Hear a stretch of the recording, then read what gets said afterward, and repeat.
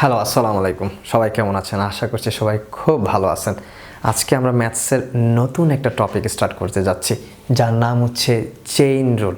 এর আগের ক্লাসে আমরা রেশিও অ্যান্ড প্রপোর্শনের ক্লাস শেষ করেছি এবং বেশ কিছু ম্যাথস করেছি। সো রেশিও অ্যান্ড প্রপোর্শনের পরেই আমি কেন চেইন রুল পড়াচ্ছি, তার কারণ হচ্ছে এর সাথে কিছুটা কানেক্টেড রেশিও অ্যান্ড প্রপোর্শনের সাথে চেইন রুল। এখন প্রশ্ন হচ্ছে, চেইন রুলের সকল ম্যাথসই ঐকিক নিয়মে করা যায়। সো যারা চেইন রুলকে অতটা ভালোভাবে বুঝবেন না বা একটু টাফ মনে হবে, তারা অবশ্যই ঐকিক নিয়মেই চেইন রুল সলভ করার চেষ্টা করবেন। চেইন রুল দ্বারা আমরা মূলত ঐকিক নিয়মের সকল একই সাথে টাইম, স্পিড এবং ওয়ার্ক অ্যান্ড টাইমের ম্যাথস সলভ করতে পারি। এবং চেইন রুলটা মোর স্মার্ট ওয়ে। সো অনেক স্মার্ট ওয়েতে আমরা চেইন রুল ব্যবহার করে বিভিন্ন ধরনের ম্যাথস সলভ করতে পারি। বাট চেইন রুলটা বোঝা একটু ডিফিকাল্ট। সো এই জন্য অনেকেই চেইন রুলকে কী করে, স্কিপ করে। বাট আপনারা যারা চেষ্টা করবেন, আমি চাইলে আমি আমার মতো করে যথাসাধ্য বোঝানোর চেষ্টা করব এবং চেষ্টা করব যে অনেকগুলো ম্যাথস সলভ করার মাধ্যমে চেইন রুল প্র্যাকটিসের একটা বিষয় আমি তৈরি করার চেষ্টা করব, যাতে এটা খুব ভালোভাবে আপনারা বুঝতে পারেন এবং খুব সহজে সমাধান করতে পারেন বিভিন্ন ধরনের ম্যাথস। সো ফার্স্টে চেইন রুল বোঝার জন্য আমাকে দুইটা জিনিস ভালোভাবে বুঝতে হবে। একটা হচ্ছে ইনডাইরেক্ট প্রপোর্শন আর একটা হচ্ছে direct proportion. So direct proportion কী এবং ইনডাইরেক্ট প্রপোর্শন কী, এই দুইটা জিনিস যদি খুব ভালোভাবে বোঝা যায়, তাহলে আমাদের চেইন রুলের মেইন কনসেপ্টটা বোঝা হয়ে যাবে। তারপর আমরা খুব সহজেই চেইন রুল সমাধান করতে পারবো। সো ডাইরেক্ট প্রপোর্শন কি, সেটা নিয়ে ফার্স্ট একটু কথা বলি।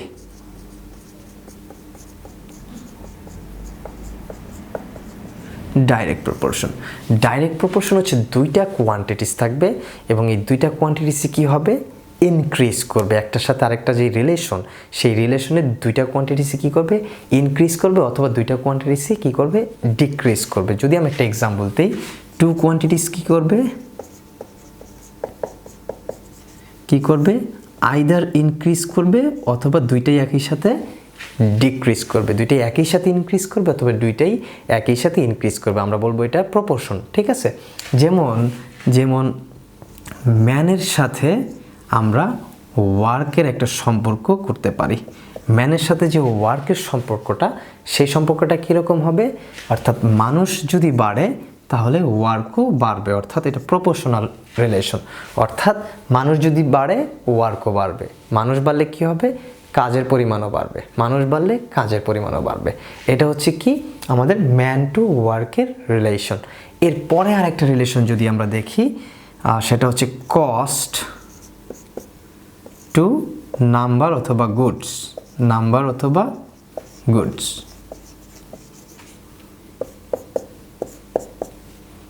অথবা দুইটাই কি করবে, ডিক্রিজ করবে। আমরা যদি একটু দেখি, কস্ট যদি বাড়ে তাহলে তার গুডস বা নাম্বারের সংখ্যাটাও বাড়বে। দুইটাই কি হবে, ইনক্রিজ হবে।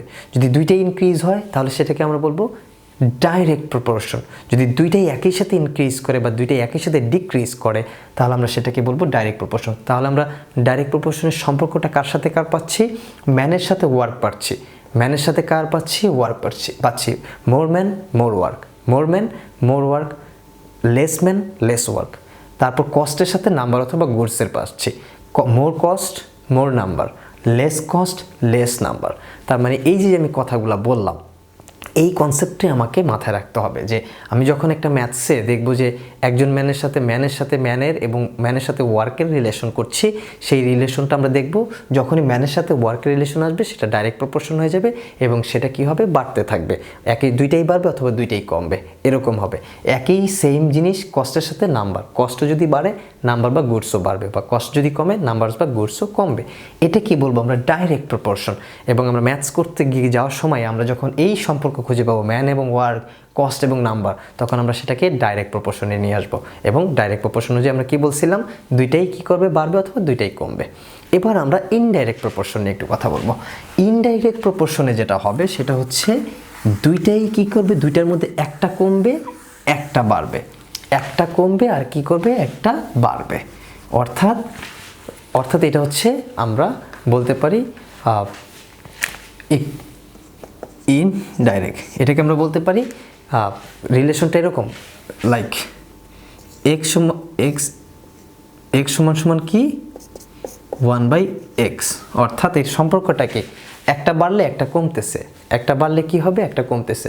দিস ইজ দ্য কি রিলেশন, একটার সাথে আরেকটা কি রিলেশন, একটা বাড়লে আরেকটা কমে, আরেকটা কমলে আরেকটা বাড়ে। এই যে রিলেশনটা, এই ধরনের রিলেশনটা হবে ইনডাইরেক্ট প্রপোর্শন, অর্থাৎ দুইটা কোয়ান্টিটিস কি করবে,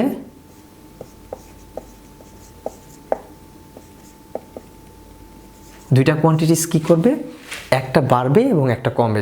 যদি আমরা একটা এক্সাম্পল দিই, স্পিডের সাথে আমরা টাইমের যদি সম্পর্ক বা রিলেশন করি, অর্থাৎ স্পিড যদি বাড়ে তাহলে টাইম কি হবে, অবশ্যই কমবে। তার মানে স্পিড এবং টাইমের রিলেশন করলে আমরা কি করব, স্পিড বেড়ে গেলে টাইম কমে যাবে, স্পিড বেড়ে গেলে কি হবে, টাইম কমে যাবে। তার মানে একটা ইনক্রিজ আর একটা ডিক্রিজ। আমরা এটাকে এইভাবে লিখতে পারি, স্পিড ইকুয়াল 1/টাইম,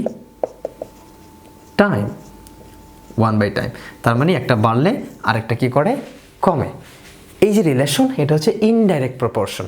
আর একটা এক্সাম্পল দেই, টাইমের সাথে ম্যানও কি হয়, ম্যানের সম্পর্কে কি হয়, ইনক্রিজ ডিক্রিজ অথবা ডিক্রিজ ইনক্রিজ অথবা ডিক্রিজ ইনক্রিজ, অর্থাৎ সময় কমলে মানুষ বাড়বে, মানুষ কমলে সময় বাড়বে। এই যে রিলেশনটা, একটা বাড়লে আরেকটা কমতেছে, আরেকটা বাড়লে আরেকটা কমতেছে, আর আরেকটা কমলে আরেকটা বাড়তেছে, এই যে বাড়া কমা রিলেশন, এটাকে আমরা বলবো ইনডাইরেক্ট প্রপোর্শন। সো আমি মোটামুটি বুঝাইতে পারছি যে ডাইরেক্ট প্রপোর্শন কখন হয়, ইনডাইরেক্ট প্রপোর্শন কখন হয়, এবং ইনডাইরেক্ট প্রপোর্শনে কার সাথে কার সম্পর্ক, স্পিডের সাথে টাইমের সাথে ম্যানের, স্পিডের সাথে টাইমের। এই যে রিলেশনটা, এই রিলেশনটা আমাকে মনে রাখতে হবে, খুব ইম্পর্ট্যান্ট। কারণ এটা মনে না রাখলে আমি ম্যাথস করার সময় বুঝতেই পারবো না যে কোনটা আমি ইনডাইরেক্ট করতেছি, কোনটা আমি ডাইরেক্ট করতেছি। সো আমি মোটামুটি বুঝাইতে পারছি ইনডাইরেক্ট প্রপোর্শন কি এবং ডাইরেক্ট প্রপোর্শন কি। এবার আমি চেষ্টা করব একটু ম্যাথসের প্রসিডিউরটা কিভাবে হয়, ম্যাথসের প্রসিডিউরটা আমরা একটু ভালো করে বোঝার চেষ্টা করব। আমরা মূলত প্রপোর্শন নিয়ে পড়াশোনা করেছিলাম, তাই না? প্রপোর্শন নিয়ে অলরেডি আমরা জেনে এসেছি। সো আমরা এরকম একটা প্রপোর্শন লিখেছিলাম, x:y a:b, তাই না? এরকম একটা বিষয় লিখেছিলাম, এবং তখন আমরা বলেছিলাম যে x এবং b কে আমরা কি বলবো, এক্সট্রিম বলবো। x এবং b কে কি বলবো, এক্সট্রিম বলবো। x এবং b কে বলবো আমরা এক্সট্রিম, এবং y এবং a কে কি বলবো আমরা, মিন। y এবং a কে কি বলবো আমরা, মিন বলবো। তার মানে এই যে আমরা সাজালাম, আমরা চেইন রুলের সকল ম্যাথসে এইভাবে সাজাবো, সকল ম্যাথসে কি করব, এইভাবে সাজাবো। এবং আমরা তখন কি করেছিলাম, এক্সট্রিম দ্বয় গুণ হয় xb equal ay। So this is the equation. আমরা চেইন রুলের এইভাবে সাজানোর পর ইকুয়েশনটা এইভাবে নিয়ে আসবো, xb ইকুয়াল ay, অর্থাৎ x এর সাথে কি হবে, ফোর্থ প্রপোর্শন সাথে প্রথম প্রপোর্শন, থার্ডের সাথে সেকেন্ড প্রপোর্শনের মাল্টিপল হবে, অর্থাৎ মিনের সাথে এক্সট্রিমের এক্সট্রিম এবং মিন, এক্সট্রিমের সাথে গুণ হবে, মিনের সাথে গুণ হয়ে ইকুয়েশন বের করবে। এটাই হচ্ছে আমাদের চেইন রুলের ইকুয়েশন। আসবে কিভাবে? এখন প্রশ্ন হচ্ছে আমাদের যেটা চাওয়া হবে, যেই প্রশ্নে যেই অংশটা চাওয়া হবে সেটা সব সময় ফোর্থ প্রপোর্শনে বসবে, সব সময় কই বসবে, ফোর্থ প্রপোর্শনে। অর্থাৎ এইখানে চাওয়া হবে যেটা, যদি চাওয়াটাই তোকে আমরা এক্স ধরবো, সো সবসময় এক্সটাই হবে এইখানে, অর্থাৎ যেটা চাবে সেটা সবসময় ফোর্থ প্রপোর্শনে বসবে। এবার হচ্ছে ডাইরেক্ট এবং ইনডাইরেক্ট প্রপোর্শন আমরা কোথায় করব? ডাইরেক্ট এবং ইনডাইরেক্ট প্রপোর্শন আমরা সবসময় এই পোর্শনে করব। ডাইরেক্ট এবং ইনডাইরেক্ট প্রপোর্শন আমরা সবসময় কই করব, এই পোর্শনে করব। যদি ডাইরেক্ট প্রপোর্শন হয় তাহলে সবাই সেম জায়গায় বসবে, ডাইরেক্ট প্রপোর্শন হলে যে জায়গায় আছে সেই জায়গায় বসবে।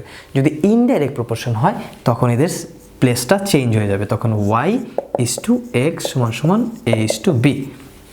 a:b। তার মানে যখন ইনডাইরেক্ট প্রপোর্শন হবে তখন তাদের কি অবস্থান চেঞ্জ হয়ে যাবে, অর্থাৎ y x এর জায়গায় চলে আসবে, x y এর জায়গায় চলে আসবে।